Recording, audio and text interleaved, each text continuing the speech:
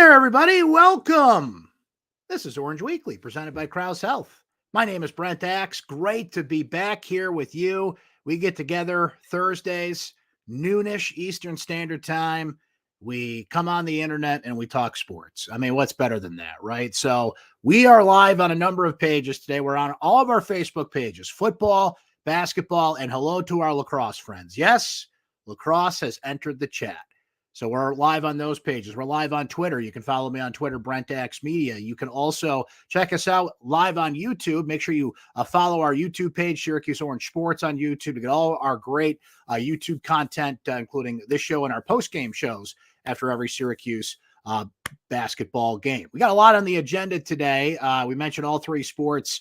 Certainly in discussion here. We're going to talk some Syracuse men's basketball, some Syracuse women's basketball. Still news coming out of the football side of things, some significant news as coaches continue to depart the coaching staff and what that all means. We'll get into that. Transfer portal closed for this session, and recruiting is still in the mix with day tuning up here on February 1st. We mentioned lacrosse is in the mix. I was over talking to a number of Syracuse men's and women's lacrosse coaches and players this week, so we'll kind of get that conversation. Now, that's what I'm here to do, but whatever you guys want to talk about, hop in the comments, your questions, your suggestions. This is an open forum, an open discussion we do every Thursday. I got a few things I'm going to discuss here. You guys jump in there and ask and talk about what you want to talk about in the world of Syracuse sports. So let's start with a little basketball. And while we're getting away from the Miami game, Georgia Tech comes into focus here for Syracuse. Saturday game, noon start on that front. Don't forget our post-game show on this basketball channel you're watching, or down the road if you want to watch the replay on YouTube after Syracuse plays Georgia Tech. Look, the big thing that came out of the Miami loss was the Judah Mintz thing. It's been quite a discussion this week here in Syracuse, New York, on the radio, on social media, and other places. We talked about it here on the post-game show as well after the Miami game. I don't think he should have been on the court late. I think he was committing too many turnovers, too many freshman mistakes. To his credit, it was the first time he really looked like a freshman this year.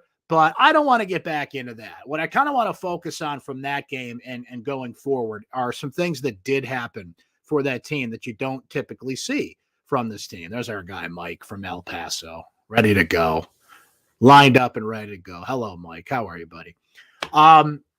We saw two things that I thought were pretty interesting. One was Joe Girard in the paint. I just can't get over this. He scores 16 of his 21 points in the paint. He did go 1 of 8 from three-point range, but this is the evolution of Joe's game. He knows he doesn't have it from three-point range. You still need Joe to take that many three-point attempts in a game, but he adjusts to the Miami pressure defense, gets in the paint, and shows he can do it. He can challenge some defenders. He's got that kind of lean back shot, that kind of Buddy Boeheim lean back jumper, right on the foul line, kind of on the wings of the foul line there, and showed that he could do this. Miami had some bodies in the paint. It's not like you're playing a team like Notre Dame that doesn't have a lot of people in the paint.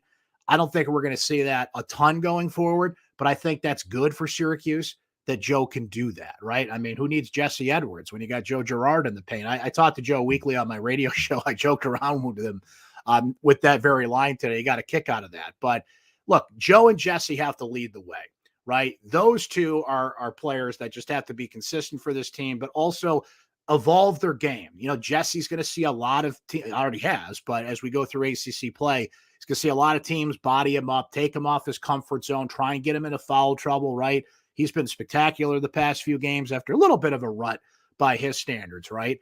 His game has to evolve. He's got to get it off quicker. He's got to fight off double teams. Jesse's become a great passer. Not that he wasn't before, but his passing has really evolved this year because he's getting all these double teams. So someone's open, right?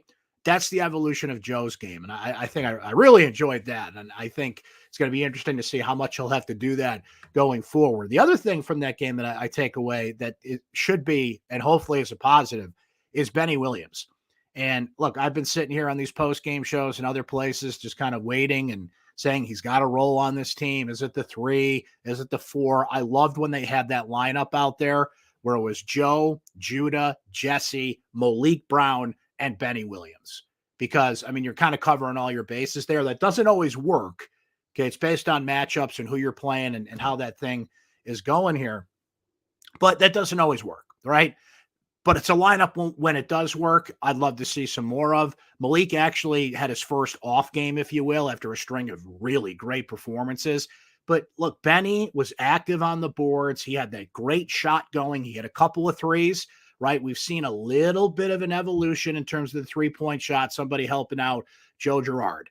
Justin Taylor has been great there, right? You've seen Benny Williams when he can hit the three, right? That adds an element that Syracuse needs out there. They just need another consistent three-point shooter. Chris Bell, of course, can hit threes and has been, somebody we've seen his offensive game grow, but had a bit of a step back against Miami as well, the ups and downs of a freshman season. So I think there's a role for Benny on this team. I know he struggled to find it. He's hit some road bumps here.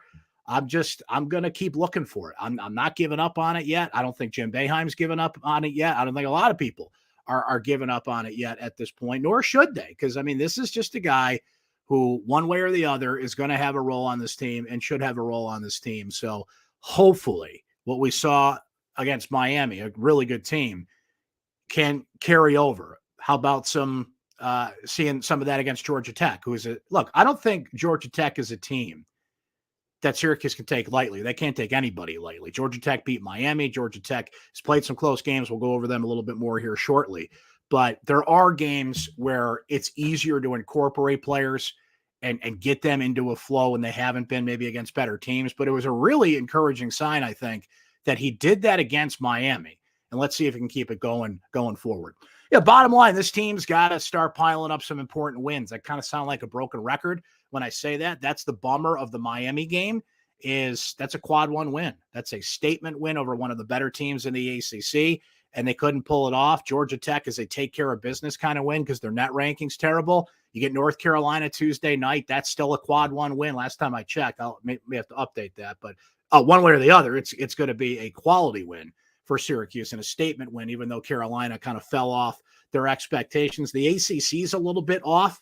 There's only 3 teams ranked this week out of the ACC. You look over in the Big 12, and you got 6 teams ranked and a couple other conferences that have kind of lapped the ACC at this point. So the opportunities for those quad one games, those quality wins, those ranked teams, and this week it's Miami, Clemson, and Virginia that are ranked, that list is getting shorter for Syracuse, and they have to cash them in because they're nowhere near the bubble conversation right now, nor should they be. They do not have the resume for him. Mike says this here, Brent, I was on one of the comments on your articles. Here's the question. The person argued with me that Boeheim no longer goes out to recruit a player.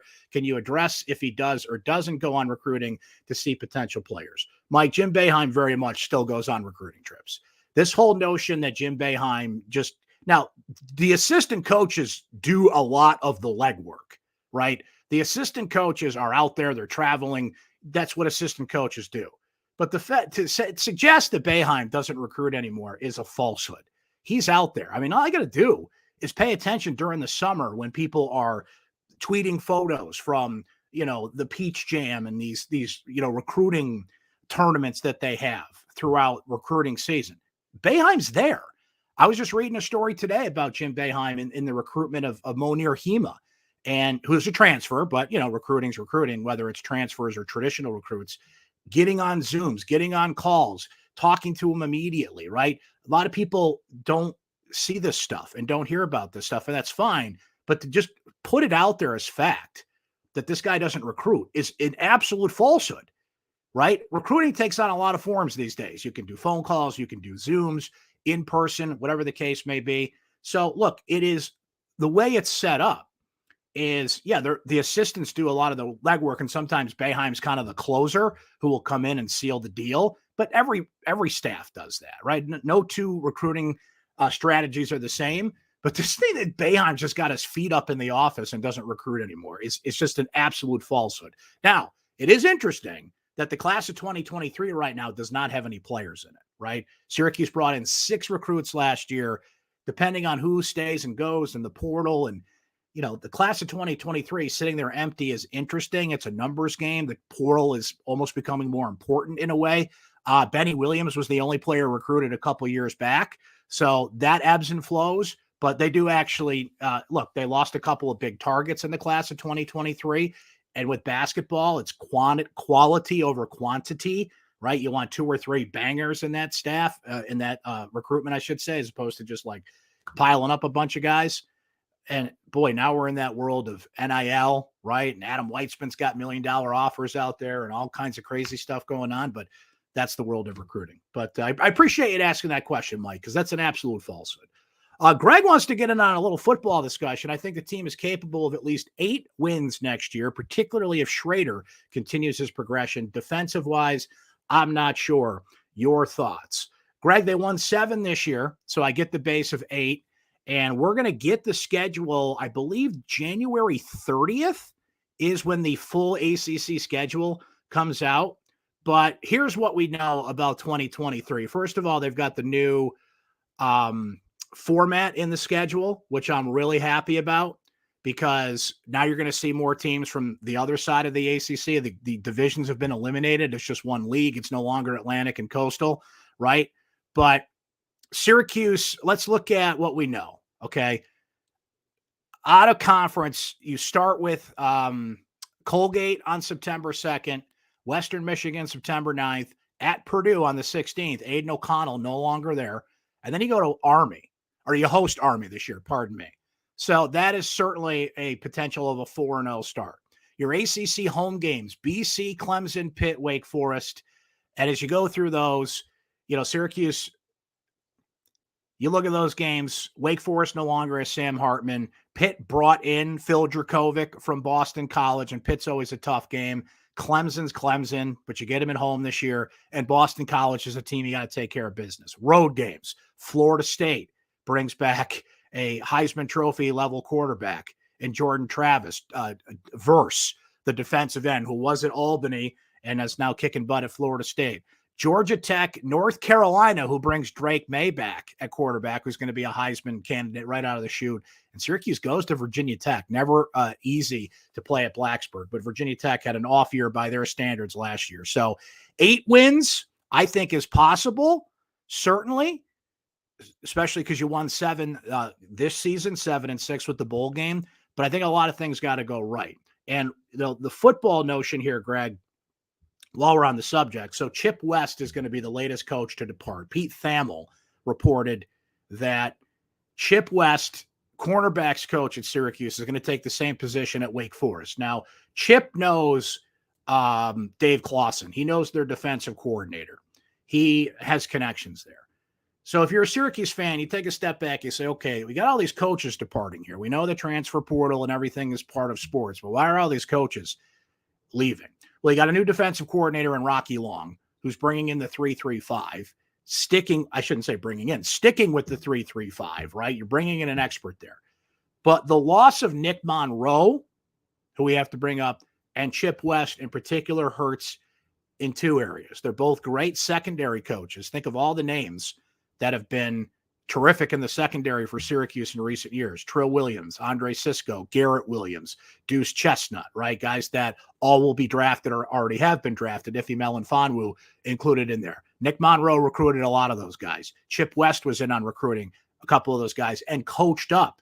Think of the pairing of Garrett Williams and Deuce Chestnut. Think of the pairing of Deuce Chestnut and Garrett Williams, and Ife Melifonwu and Garrett Williams in the past few years. Chip West has been the guy coaching those players and coaching those players up and has won awards as a recruiter. He doesn't get quite the attention that Nick Monroe got on the recruiting front. Those are 2 major holes you have to fill. Monroe took a similar job. He got a little bit of a title bump going to Minnesota to be the co-defensive coordinator. I think he saw the writing on the wall here. I don't blame him. He didn't get the defensive coordinator job. Frankly, I think he should have. No offense to Rocky Long. Guy's an expert on the 3-3-5. He's also 72 years old. And how long is this guy going to keep coaching? And I don't want to play ageism here, but I'd rather have the young, energetic Nick Monroe ready to take over. And his recruiting prowess speaks for itself. So that was a big loss. Chip West is kind of an under-the-radar loss in that sense. But now, these things are about relationships and opportunity. So how will Dino Babers' relationships pay off in replacing these coaches? It did with Rocky Long. Jason Beck elevated to offensive coordinator. That was a natural transition. Relationships, opportunity, right? Robert and I went to North Carolina. His son coaches at a college in North Carolina. I believe it's Campbell College, if I'm not mistaken. His grandchildren that live there, right? He knows Dave Doran. Relationships, opportunity, connections, coaches, they're vagabonds. They're all over the place.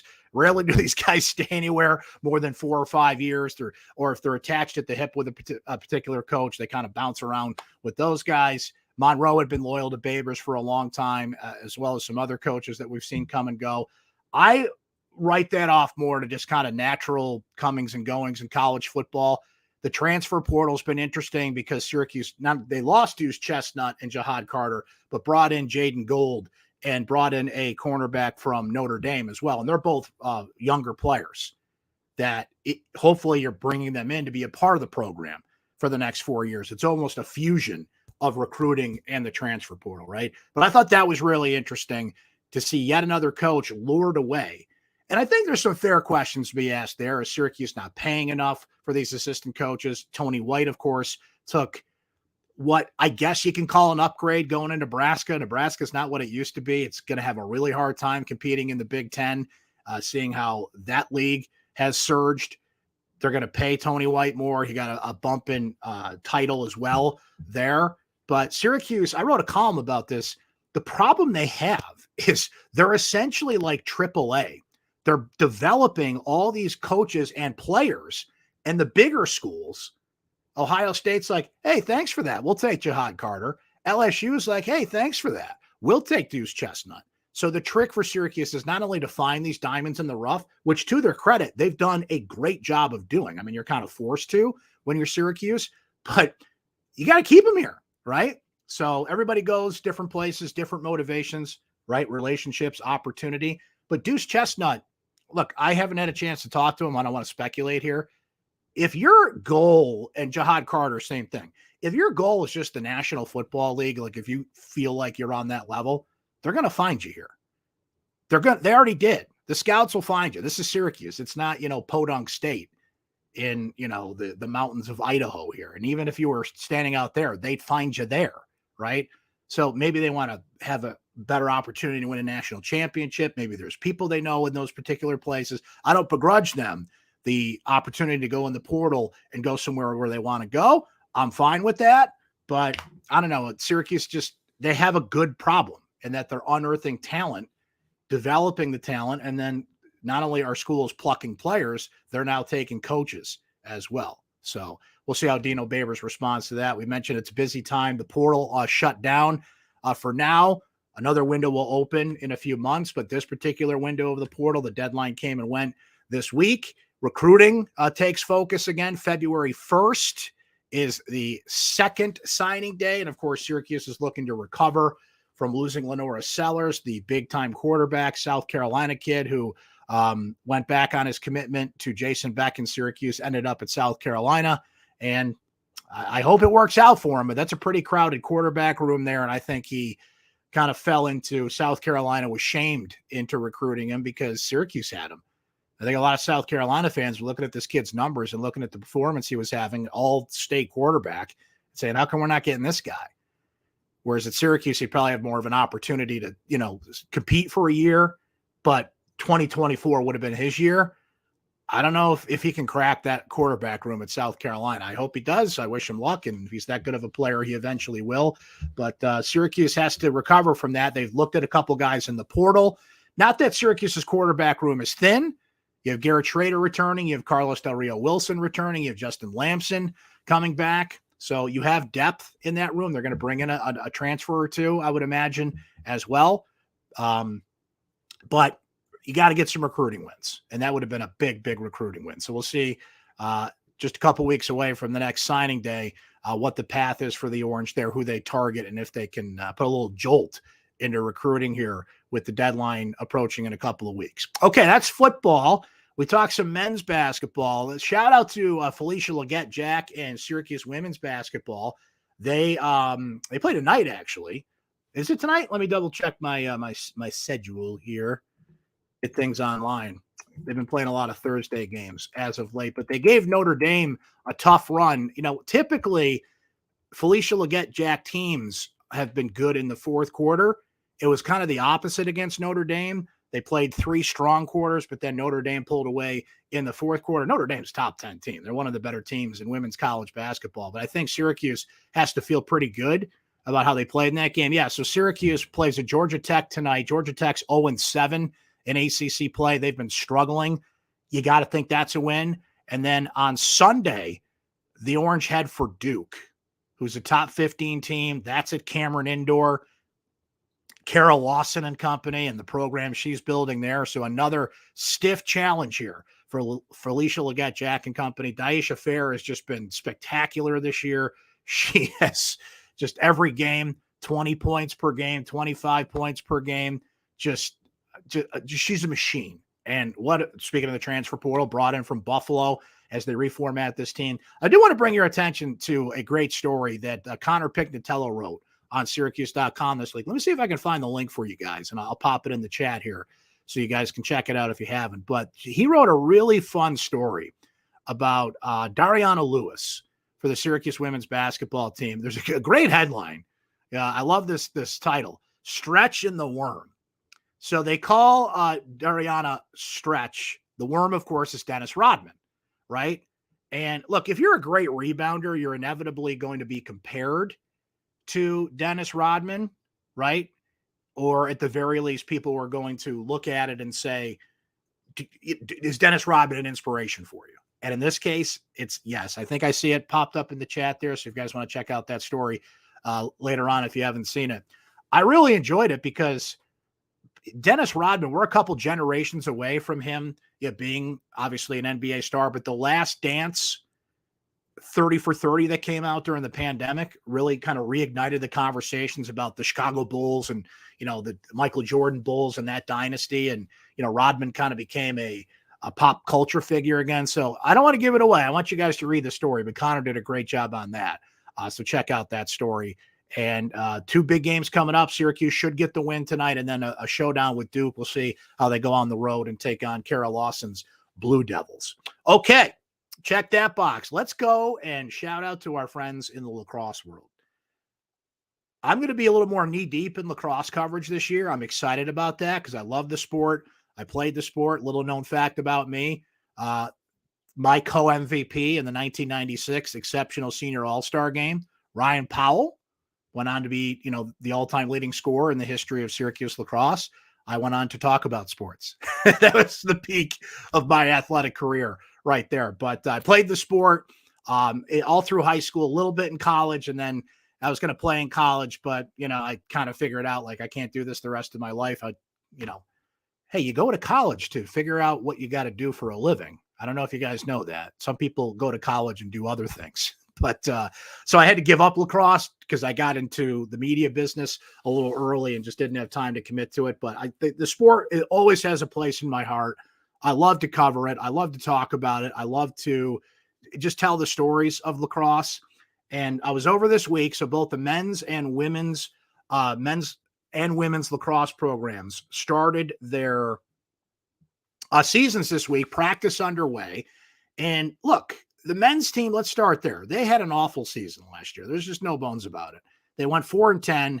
First time they've had double-digit losses in the 107-year history of the program. The transition, Gary Gate comes in with a whole lot of fifth-year seniors and a lot of guys that were recruited under Desco, were used to a certain way, and it was just oil and water, right? While Gary Gate's a legend, the styles of play, Dave Petramalo, of course, is the defensive coordinator. Pat March is still there on the offensive side. They just didn't mix. The defense really struggled, to put it kindly. There wasn't enough offensive talent. Owen Hiltz got hurt, which was huge, and they struggled. Now you've got a youth invasion. Syracuse has the #1 overall recruiting class in the country coming in. Joey Spallina, Finn Thompson, Carter Kempney, Riley Figueres, I believe is how you say his last name. Forgive me if I got that wrong, Riley. He's unfortunately hurt right now, but he was a top 10 player. He's a defenseman. Billy Dwan is going to get in there at defense. Jimmy McCool was a top-rated goalie, though Will Mark comes in as a transfer from Long Island, who I think is going to really stabilize things in net. So it's exciting. Owen Hiltz is back. You've got 3 Section 3 guys. Shout out to our local viewers here in Central New York. that are going to be captains of this team this year. So I think it's going to be interesting. And what they really emphasized the other day, and I know a lot of teams say this at the beginning of the season, but I really felt it from these guys because chemistry was an issue last year. They went out of their way in the offseason to hang out, do things off the field. I'm going to be writing about this soon, so I'll give you more details on it. But like they made it a point of emphasis. It sounds obvious, right? But not every team does that. The women's basketball team has done an extraordinary job with that. Really need to reestablish connections and chemistry and kind of figure out who they are as people. So that carries over on the court. The lacrosse team has made a real effort to do that. And there's a lot of talent out there. That attack with Owen Hiltz, Alex Simmons, who's a transfer brought in from Denver, and Joey Spallina, the number 1 overall recruit in the country, is going to be electric. I think the defense has to improve. I think Will Mark is going to stabilize things in net, as mentioned. And Syracuse always has a tough schedule. I certainly think they're going to be better this year. And while the expectation is usually national championship, they haven't won a title since 2009. So it kind of falls back to what we talked about with the basketball team. Just make the tournament. Make the tournament. Special things can happen. The women's team, the key for them is they got to stay healthy. They've had so much talent in recent years, but they can't get them on the field together, right? Emily Harris-Chuck tears her ACL. Megan Carney has an injury. Sierra Cockrell last year with an injury. Emma Ward, who exploded in 2021 on the scene as a freshman and was like one of the leading scorers on the team, helped surge Syracuse in the postseason to get to the national championship game. She's hurt last year, right? Emma Tyrell goes down after 12 games last year. And I'm going to be writing a story about this as well. You'll see this soon. Both the men's and women's teams have GPS trackers, and they're using a lot of science and technology to really try and cut back on injuries. And the science involved in this is fascinating, how they monitor all sorts of things, practice time, and just it's incredible what they're doing to try and get ahead of soft tissue injuries and some of the injury issues that both teams have seen in recent years. A lot of leg issues, ACL type issues, lower body type issues happening on both sides. So that's really interesting what they're doing there. So shout out lacrosse. It's back, still a month away from starting games. The men will open up with Vermont on February 4th at the Dome, Northwestern, Syracuse on February 11th on the women's side. Oh, that's going to be a juicy opening game. Northwestern knocked Syracuse out of the tournament last year. Syracuse knocked them out of the tournament the year before that. It's one of the two great programs in the sport. So right out of the chute to open the season. Let me jump back in here because Jim wants to say Boeheim's comment after the last Notre Dame game was telling, saying, quote, "My goal was to get this freshman class in here and gain experience. Couple that with no recruits in the 23 class, perhaps Boeheim's last season." Jim, that thought crossed my mind. I'm not going to lie that he had that in mind, right? Stock the cupboard, get these guys experience, and then if this ends up being the last season, you can at the very least feel good that you stocked the cupboard, right? The fact that no one's committing for 2023. Now, again, part of it's a numbers game, right? Because of if I'm a recruit and I'm looking at all these players, I'm like, where am I getting on the court, right? Whereas last year there was plenty of opportunity because they knew who was coming and going, right? So that's part of it. Let's put that out there. Sometimes it's a numbers game, but that I'm not going to lie, that thought crossed my mind. That thought crossed my mind about, if you're really looking ahead, and remember, Jim Boeheim told me on my radio show that there's a plan. There is a succession plan in place. They won't tell us exactly what the plan is, right? But the plan does exist. So is that part of the plan? Thought did cross my mind, not going to lie, in that instance. So those little things like that, you kind of have to keep an eye on. And I thought the same thing watching that press conference. I was like, kind of put that away for later here. But great minds think alike there, Jim. Good comment there. Mike wanted to add this. Last thing I want to say on the men's team is they're starting to really play well in the comeback game in the Miami loss. I think they're finally coming together. Edwards looks great. We're poised to finish the last part of the season strong going into the ACC tournament. I think a big part of what you're saying there, Mike, is they're great at the press. They do not want to play man-to-man. I don't understand that. When you get Notre Dame, for example, they're just bombing threes left and right. jump in the press, jump in the man-to-man, call it whatever you want, but whatever title you want on it, you're good at it. Syracuse is actually good at it, right? Didn't necessarily need it against Miami because things were evened out in that game and Miami wasn't raining threes like Notre Dame was. But I don't get I know we've had these discussions for years in Syracuse, New York. 90% of the time, I'm a zone guy. I have stuck with Boeheim on that. I have defended Boeheim on that. I actually like the unique characteristics of the zone and how it makes other teams think. And I don't think there's anything wrong with a team saying this is who we are and what we do. But when it doesn't work and teams are getting easy looks from 3-point range and you can't stop it, and you've proven, see, here's the difference. This team has proven this year they can play man-to-man. Now, it's in the press mode. Jim abandoned the traditional man-to-man after seeing it a bit earlier in the season. But they can do it, and they can play. Now, they're getting better in the zone. I think we're at the point of the season. Guys understand assignments more and kind of know where to be. Mike, you brought up Jesse. We mentioned it a little earlier in the show, the evolution of his game, understanding how to counter double teams, passing out of double teams, kind of the rigors of the physicality. Baycock coming up with North Carolina on Tuesday. That's going to be a heck of a matchup to keep an eye on there. Georgia Tech next up for Syracuse. We didn't do that earlier, so let's close on a little thoughts on the Yellow Jackets. Let's give me a sec here to find some numbers on those guys, just give you a sense of what's going down with Georgia Tech at this point. So they're 1-7 in ACC play right now. They are 8-10 overall. What is significant about that one win? They beat Miami. Syracuse couldn't get the win over Miami earlier this week.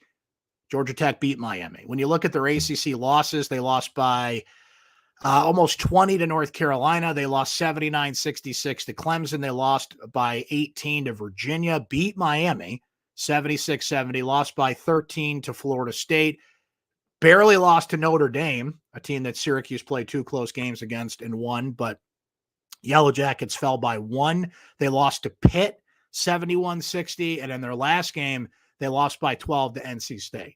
So Georgia Tech obviously looks like a beatable team here. The problem is it doesn't help your resume. It's a take care of business, maintain, don't slip on a banana peel kind of game. On the road, Miles Kelly's their leading scorer. He's at about 13 points per game.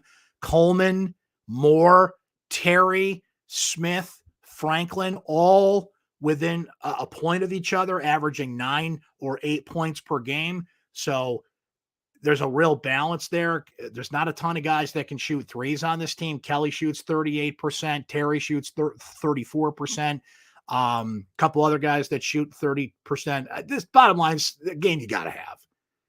Recover, go on the road, get one against Georgia Tech, and then you come back and you host North Carolina Tuesday night. You don't want to get caught looking ahead to that one either. You got to take care of business in this game. But Georgia Tech, for both teams, both the men's and women's teams, look to be very beatable teams. But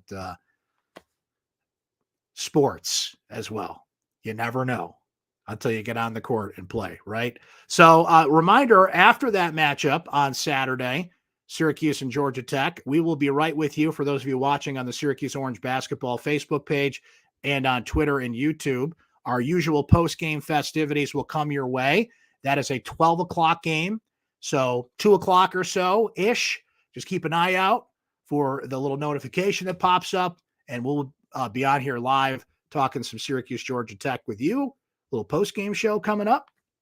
So looking forward to chatting with you guys again on Saturday. We'll do the same thing late into the night for some of us, right? For some others out there, not so late. That's the beauty of the internet, right? People are watching from all over the place today. But 9 o'clock tips Tuesday night against North Carolina. So we'll be doing a little post-game show after both of those games. So looking forward to getting back with you guys then. As Mike says here, go Bills, beat the Bengals. Let's do it.